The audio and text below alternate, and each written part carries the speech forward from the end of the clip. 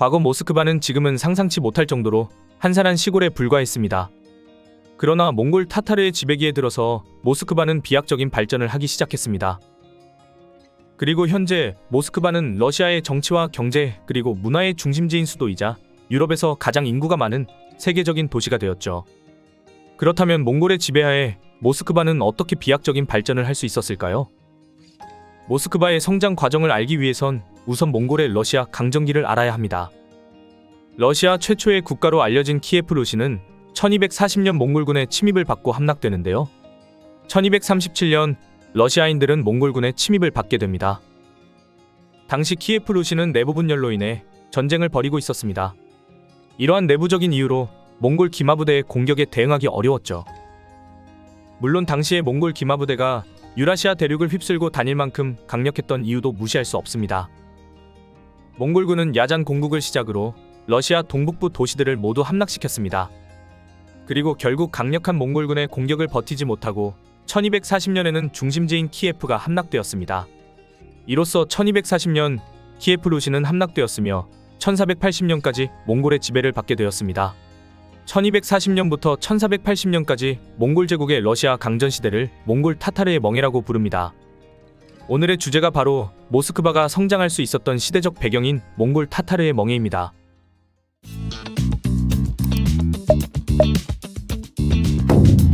본론에 앞서 몽골 제국의 러시아 강전시대를 몽골 타타르의 멍해라고 부르는 이유는 무엇일까요? 본래 타타르는 몽골 제국을 구성한 부족들 중 하나의 명칭이었습니다. 지금의 타타르 자치공화국과는 완벽히 다른 것이죠. 그러나 러시아에서는 지옥이라는 뜻의 그리스어 타르타로스와 겹쳐져 러시아의 영토를 초토화시킨 몽골 쪽을 총칭하는 말로 쓰이게 되었습니다. 지옥이라는 말이 나왔을 정도로 몽골의 지배 동안 루시인들이 얼마나 끔찍한 시기를 보냈는지 알 수 있죠. 지배 초기의 몽골은 경제적 열망이 컸습니다. 그래서 몽골은 이러한 열망을 체계적으로 실현하기 위해 각종 제도를 도입했습니다. 먼저 인두세를 도입하고 호구조사를 제도화했습니다. 이를 통해 보다 체계적으로 조공과 소작료를 징수하였고 유사시에는 병력도 동원할 수 있었죠. 그리고 도로망을 확충하고 역참제를 실시해 효율적인 수탈 구조를 만들었습니다. 참고로 이때 모스크바 공국이 지리적으로 이점이 있다 보니 세금 징수의 중심지가 되기도 했죠. 이러한 제도와 수탈 구조 속에서 몽골은 경제적으로 안정되었지만 루시인들의 반란을 방지할 필요가 있었습니다. 그래서 몽골은 간접 통치 방식을 도입하기 시작했습니다. 루시인들의 반란을 방지할 최소한의 병력만 남겨둔 채 공우들의 공국 지배를 인정해 주었고 교회의 권력도 어느 정도 인정해 주었죠. 이때 대표적으로 사용된 제도가 야를르익입니다. 야를르익은 몽골의 칸으로부터 공국의 통치권을 위임받은 공식 문서를 의미합니다. 그래서 야를르익을 받은 공우에게는 곡물 징수권은 물론 농민들에 대한 물리적 강제권도 주어졌습니다. 그래서 아무리 몽골의 지배를 받았더라도 지배층은 몽골의 조공만 바치면 사리사욕을 채우는 게 가능했습니다. 이러한 구조 속에서 농민들의 생활은 한층 더 어려워졌습니다. 그리고 이러한 지배 방식은 이후 러시아 농노제의 기반이 되기도 했죠. 킵차크 한국은 14세기 중반에 유행한 흑사병을 시작으로 1360년부터 20년에 걸쳐 대혼란이라고 부르는 계승 분쟁 시기를 겪었습니다. 그리고 몽골 타타르의 지배 속에서 긴 지옥을 경험한 루시인들은 킵차크 한국의 세력이 약해진 틈을 타 저항을 시작했습니다. 특히 모스크바 대공이었던 드미트리가 1380년에 쿨리코보 전투에서 몽골 타타르 군대를 격파한 사건을 통해 루시인들은 자신감을 얻기 시작했죠. 루시인들에게 쿨리코보 전투에서의 승리가 주는 의미는 굉장했습니다. 강력했던 몽골 타타르의 불패 신화를 무너뜨렸기 때문이죠. 몽골을 향한 루시인들의 저항에 큰 역할을 한 곳은 모스크바였습니다. 몽골 지배기의 모스크바는 지리적인 이점을 이유로 세금 징수의 중심지가 되었습니다. 지리적으로 여러 강이 수원에서 가까웠고 특히 모스크바 강을 통해 볼가강으로 갈 수 있었죠. 이러한 지리적인 이점을 바탕으로 정치적 독립이 없는 상황에서도 경제적으로 영향력을 키워나갈 수 있었습니다.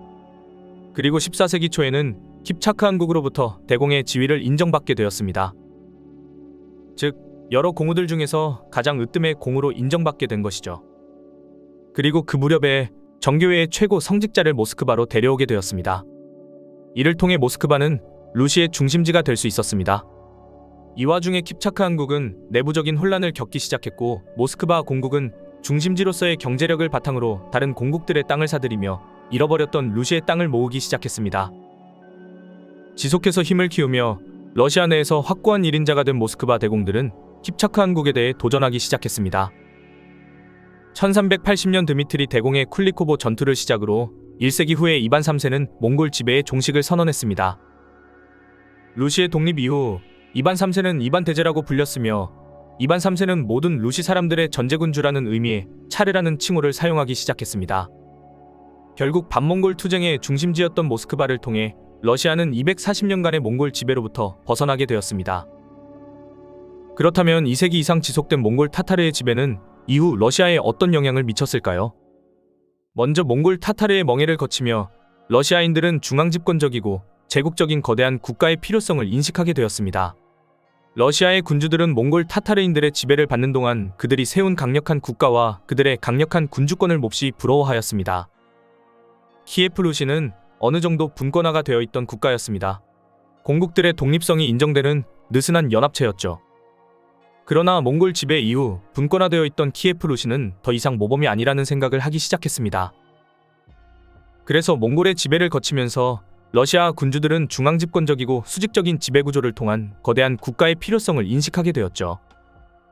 그리고 이러한 러시아 통치자들의 열망은 이후 러시아 정치문화에서 권위주의적인 양상으로 발현되기 시작합니다.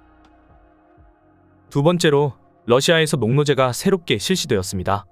물론 느슨한 연합체였던 키예프 루시도 신분사회였지만 대부분의 농민들은 상당한 자유를 가질 수 있었죠.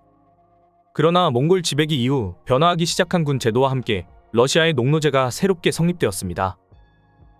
몽골로부터 독립을 선언한 후 국경 수비 과제와 행정 수요가 증가하며 군관직 종사자들의 중요성이 증가했습니다. 그래서 차르 정부는 군사와 행정 업무를 담당하는 군관직 종사자들에게 토지를 수여하고 토지에 거주하는 농민의 노동력을 무상으로 이용하게 하였습니다. 그러나 이들의 토지는 매우 영세하여 농민들이 생활하기 어려웠고 노동 착취의 정도도 심했습니다. 그래서 농민들은 공권력이 미치지 않는 변경지대로 도주하기 시작했죠. 이에 군관직 종사자들은 정부에게 농민의 거주 이전의 자유를 제한해달라고 요청하기 시작했습니다.